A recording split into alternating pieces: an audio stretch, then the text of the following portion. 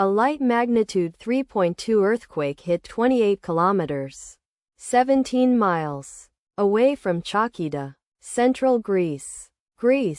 In the early afternoon of Friday, August 15, 2025 at 2:49 p.m. local time, GMT+3, the quake had a very shallow depth of 5 kilometers, 3.1 miles, and was not felt, or at least not reported so. First to report, Raspberry shake after 2 minutes.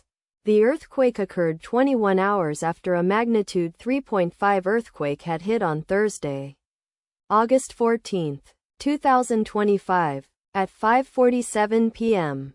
GMT+3 local time, in 4.2 kilometers, 2.6 miles, distance to the west. Data source from Volcano Discovery. Did you feel it? Let us pray. May the earthquake that occurred not affect our brothers and sisters there. May the earthquake not happen again. And may God protect everyone. Amen.